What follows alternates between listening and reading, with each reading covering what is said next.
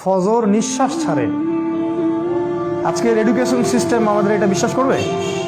সকাল নিঃশ্বাস ছাড়ে। কোরআন বলেছে ফজরের সময় মালায়েকা চলে আসেন, কেরাত হয় ইমামের, তারা শোনেন। কারা কারা নামাজে আসছেন তারা লিখে রাখেন, আল্লাহর কাছে লিস্টটা নিয়ে যান, নিয়ে গিয়ে দেখান যে ফজরের জামাতে হাজির ছিল।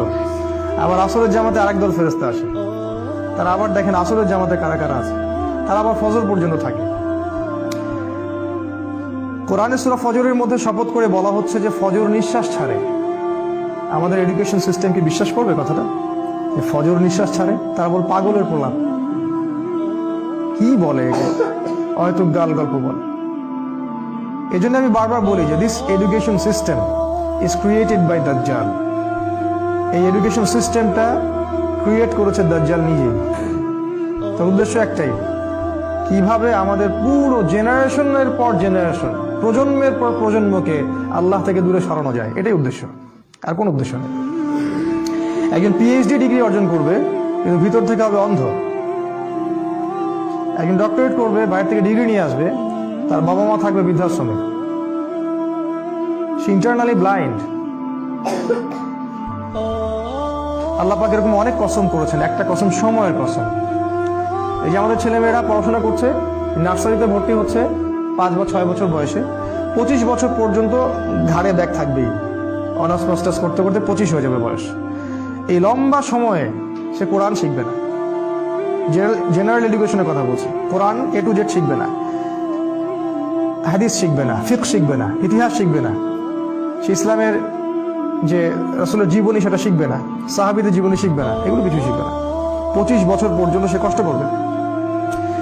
আমরা যখন জেনারেল লাইনে পড়তাম, আমাদেরকে এক একটা কবিতা, এক একটা গল্প এমনভাবে পড়ানো হতো, একদম ভেজে ভেজে খাওয়াই দেওয়া হতো। রবীন্দ্রনাথের কবিতা, নজরুলের কবিতা, জীবনানন্দ দাশের কবিতা, শেক্সপিয়ারের গল্প, তারপরে আপনার মাইকেল মধুসূদন দত্তের কবিতা। অবশ্যই এখানে ইসলামপন্থী কারো কবিতা ছিল না। আপনার কাছে যদি মনে হয় এই পুরো প্ল্যানটা এমনি এমনি হয়ে গেছে, আপনি বোকা স্বর্গে বাস করছেন, এর পিছনে একটা মাস্টার মাইন্ড আছে। এই পুরো প্রসেসটা একদিনে হয়নি, এটাকে সাজানো হয়েছে, ঢেলে সাজানো হয়েছে, যাতে করে আমাদের প্রজন্মের বা প্রজন্ম ইসলাম থেকে দূরে সরে যায়, তাদের জীবনের বড় একটা সময় নষ্ট হয়ে যায়। সময়ের কসম করেছেন আল্লাহ, এটা একটা কারণ, সময়ের প্রতি মূল্যায়ন করা। সেকেন্ড কারণ হচ্ছে আল্লাহ পাক অতীতের দিকে তাকাতে বলছেন আমাদের দিকে, অতীতের দিকে। সময়ের কসম করে আল্লাহ পাক আমাদেরকে বুঝাচ্ছেন যে অতীতের দিকে তাকিয়ে দেখো, সময়ে সময়ে যারাই আল্লাহর বিধানকে অস্বীকার করেছে, আল্লাহ পাক তাদেরকে এই দুনিয়াতেও লাঞ্ছিত করেছেন, পরকালেও যন্ত্রণাদায়ক শাস্তি দিয়েছেন। আল্লাহ পাক সময়ের কসম করে আমাদেরকে হিস্ট্রি পড়তে বলছেন, ইতিহাস। অতীতের দিকে তাকাও, দেখো আদম আলাইহিস সালাম থেকে শুরু করে এই পর্যন্ত একই সুন্নাত, আল্লাহর সুন্নতের মধ্যে কোনো পরিবর্তন নাই। ওয়ালান তাজিদা লিসুন্নাতিল্লাহি তাবদীলা, আল্লাহ বলেছেন আমার সুন্নাত, আমার স্টাইলে কোনো পরিবর্তন পাবে না। যাদের কাছেই আল্লাহ হেদায়েত এসেছে, যারা স্বীকার করে নিয়েছে, আল্লাহ পাক তাদেরকে দুনিয়ায় সাফল্য দিয়েছেন, পরকালেও সাফল্য দিয়েছেন। আর যারাই আল্লাহর বিধানকে অস্বীকার করেছে, আল্লাহ পাক দুনিয়াতে শাস্তি দিয়েছেন, পরকালেও শাস্তি দিয়েছেন। যেমন নূহ আলাইহিস সালামের কওম, আল্লাহ পাক ডুবিয়ে দিলেন। আদ জাতি প্রচন্ড শক্তিশালী, নারিকেল গাছের সমান সমান একটা মানুষ, এর চেয়েও বড়, পাহাড়ের মধ্যে বাসা করে থাকে, আল্লাহ পাক ওদেরকে ঝড় দিয়ে উড়িয়ে দিলেন। শুআয়ব আলাইহিস সালামের কওম খুবই দাপটের জাতি, ওদের অপরাধ ছিল মানুষকে অন্যায়ভাবে মারতো। আমাদের ওই যে রিমান্ডে নিয়ে যেটা করে ওইটা করতো আর কি, রিমান্ডে নিয়ে গেলে যে পিটানটা পিটায়, এইগুলা তারা সমাজে মানুষকে পিটাইতো। একজন মানুষ দোষী, দোষ তো প্রমাণ হয়নি, মারা যাবে। ধরেন একজন মানুষ খুনের কারণে বন্দী হয়েছে, প্রমাণ হয়েছে কি এখনো? আপনি মারতে পারেন না, তো মেরে আপনি জবানবন্দি নিতে পারেন না, ইসলামে হারাম। চলছে এগুলো, কে বুঝাবে? শুআয়ব আলাইহিস সালামের কওম এই কাজটা করতো। আরেকটা কাজ করতো, মাপে কম দিত আর মানুষের সম্পদ লুট করতো।